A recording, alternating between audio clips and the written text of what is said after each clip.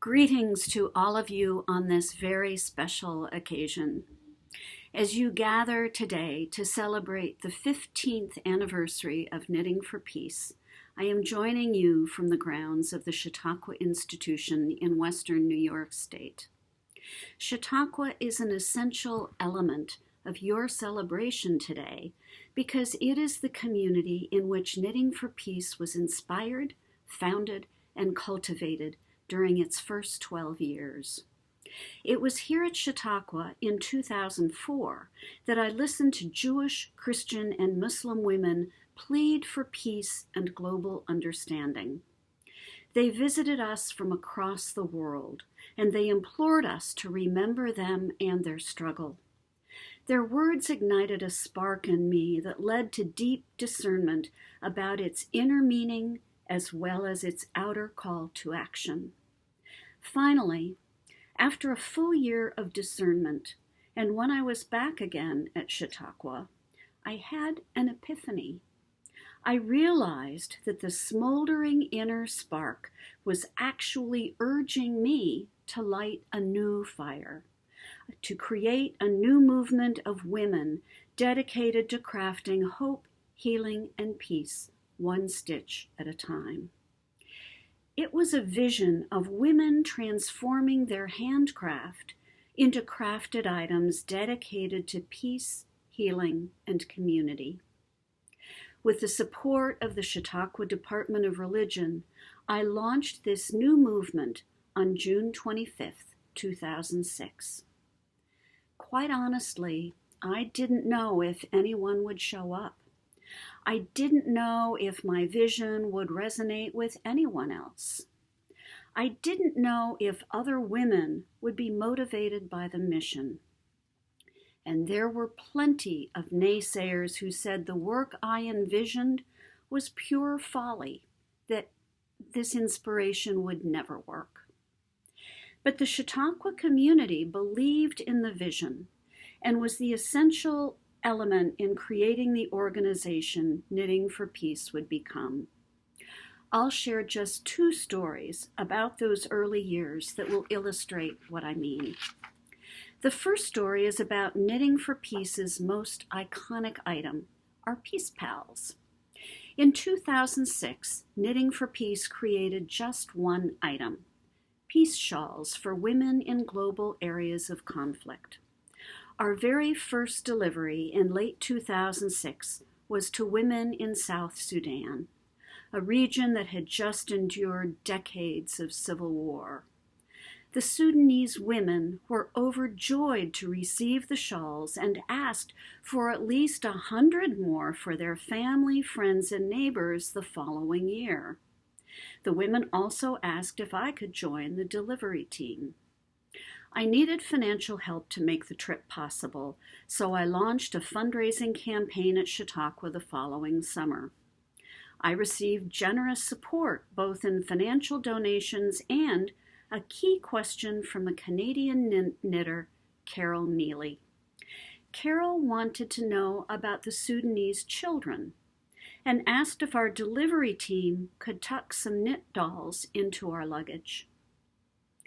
Carol gave me this little guy as an example of what she had in mind. I was intrigued by her idea, but knew it was not my decision to make.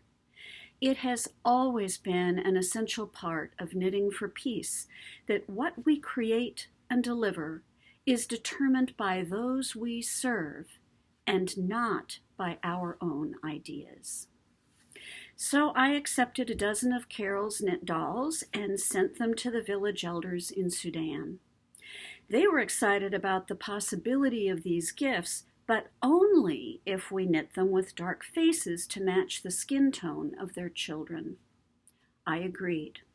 Our Canadian knitters crafted dozens of dark-faced dolls, and they were indeed in our delivery team's luggage when we traveled to South Sudan in 2008. The Sudanese children were ecstatic to receive the dolls, and the village elders were deeply appreciative. I knew immediately that Knitting for Peace now had a second item in its collection, But I also knew we needed to find a gender-neutral name, since the Sudanese boys treasured the dolls as much as the girls did, but they didn't want to call them dolls. After months of experimenting with a variety of different names, we finally adopted Peace Pal as an appropriate name for these little ambassadors of peace. As you know, Peace Pals now live in dozens and dozens of countries around the world and in communities across our own country. My second story is about the way Knitting for Peace spread from Chautauqua to communities across the United States. During our first summer, as women prepared to return home from Chautauqua, they asked how they could continue to be involved in Knitting for Peace. I encouraged them to keep creating on their own or to consider inviting some friends to join them. The very first group outside Chautauqua was established in late 2006 by Shirley Thomas at the Amherst Community Church in Buffalo, New York. A few weeks after they'd organized, one member brought a colleague to their meeting. This colleague continued to attend, but she didn't seem completely comfortable. Finally, after a couple months, the colleague told Shirley what had been going on for her. She said that after her first meeting with the group, she went home very angry. The group was creating peace shawls for women in the Middle East, and this woman didn't want anything she made to go to a Muslim woman, a woman she referred to as one of those people. But despite her anger and resistance, the woman said there was something that kept pulling her back to the group. At each meeting, she listened to the other members talk about the Knitting for Peace commitments to peace and healing and hope and global understanding and incorporating an element of 3 in each item as a symbol of uniting the global community through the Creator, the recipient, and the divine spirit that unites us all. As she listened, the tension between her feelings towards those people and her desire to remain in the group grew so intense, she said she started to pray about it. Then, one day, knitting the shawl alone in her home, she was suddenly struck by a new idea. The idea that, in truth, she and a Muslim woman in the Middle East actually had more in common than she had ever recognized before. It was an aha moment that transformed her understanding of who she was, and also what being a member of the global community is really all about. She told Shirley with tears in her eyes that being part of Knitting for Peace had changed her life, and that she was grateful beyond words. Groups like Shirley's have shared similar stories with me over the years. And as more and more groups like Shirley's sprang up all over North America, we began to refer to these groups as peace pods.